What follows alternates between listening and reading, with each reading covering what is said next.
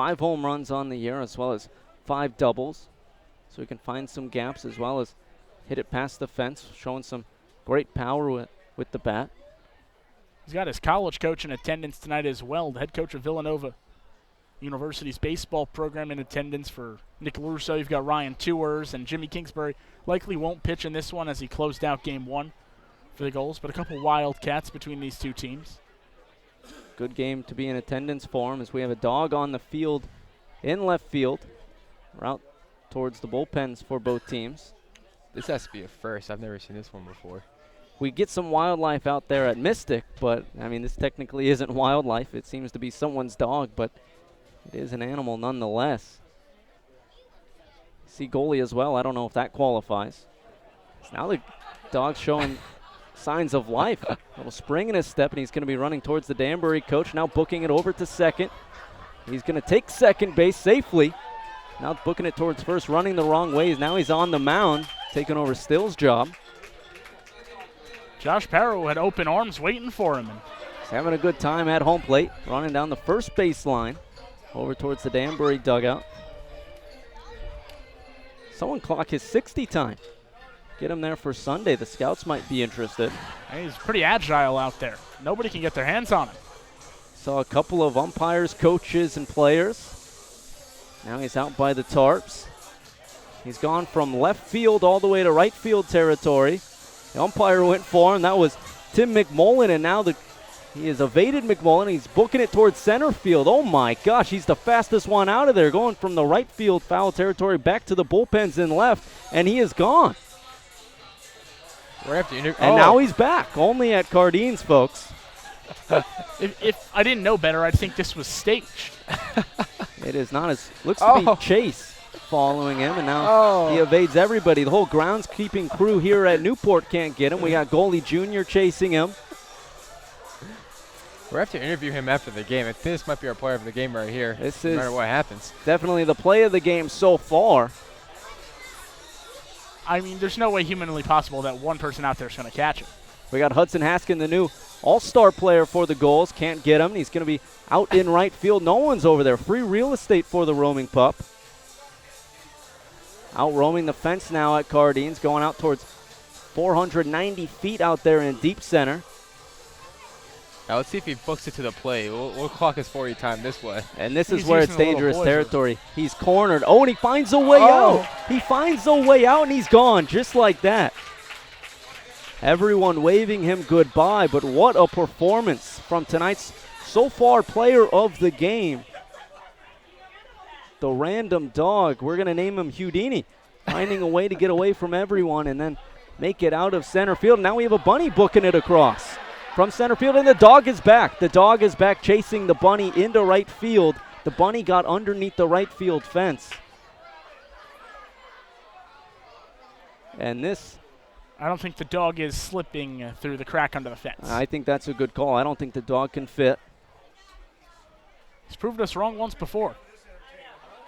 Oh, Colton Barron's giving a chase to the dog right now. I Yeah, think he's had and enough. you don't want the Quinnipiac catcher to come after you with all that gear on. I They're think just that's gonna when it's corner. game over. They're sending everyone. Everybody, the whole Danbury dugout is Benches coming are for cleared. it. You got, look at Justin Henry Malloy all the way from third. You got him on the camera now. He's coming. Mackenzie Stills wants no part of it. Mackenzie Still, that's a smart move from the starting pitcher. Look at this. Everybody from both teams, and the dog sees it's coming. Oh, no, we got John Parrott coming out. How is he going to get out of this one? John Perrick is coming for him as well.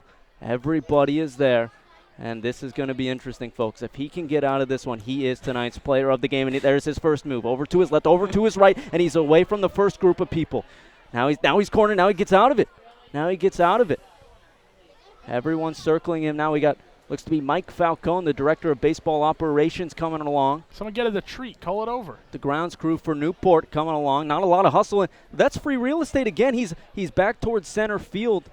Everybody is still in right, and the dog, Houdini, is away, back in the shadows in deep center, out at 495.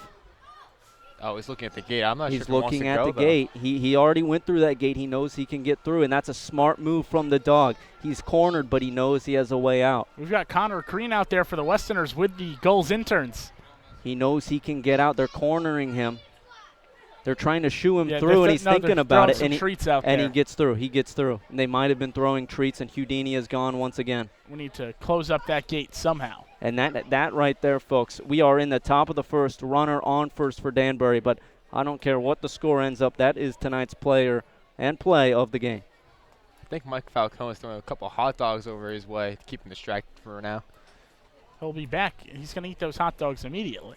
Oh, yeah, definitely. Yeah, you know what? That's not a great strategy because now he knows where the food's coming from. He might want some more. Do we have anything that could barricade the door out there? I think that's all we got.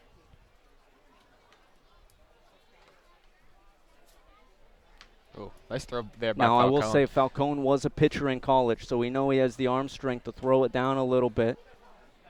Well, you know, he was a pitcher in college, but I want A to... couple years removed. Well, I want to add, I did hit a home run off of That's him true. today in wiffle ball. You at both the summer were camp. you both were in camp today, and you launched a home run off of him. Probably one of my proudest life moments right there. That might be where you have peaked. I won't lie. I mean, we all know Wednesday's intern performance was not my peak right there. Yeah, we had the intern wiffle ball game, and your ERA ballooned after that. I won't lie on that one either. I think I was at a 20 at one point. That might be generous. We are set for action, maybe. They're getting the gate fence still fixed back in center field, seeing if the dog will come back. What do we think? You think he'll come back? Third time's a charm. I mean, should we do some odds on this? I don't know. I mean, if you want to set him, I think he's been back twice. Yeah, I agree with Jacob on this one. Third time's a charm. I think there's a better chance that we see the dog again. Do we have like a wooden board you could put on the other side of the fence to stop him from? That's a good idea. I'm curious to how the dog got in the bullpen area, though. I thought at first it was a fan maybe had it. Well, I don't know. Yeah, I mean, I have no idea. You could see the dog from I don't know if the camera can pick it up. The dog is still on the other side of the fence. I mean, I've been to bark at the park, never bark from center field. Right. This is not your typical bark at the park night. It wasn't sponsored bark at the park night, but it became bark at the park night. I mean, I think that dog's trying to take a little bit off the interns and the volunteer appreciation night and make it dog night. So they are still waiting for this.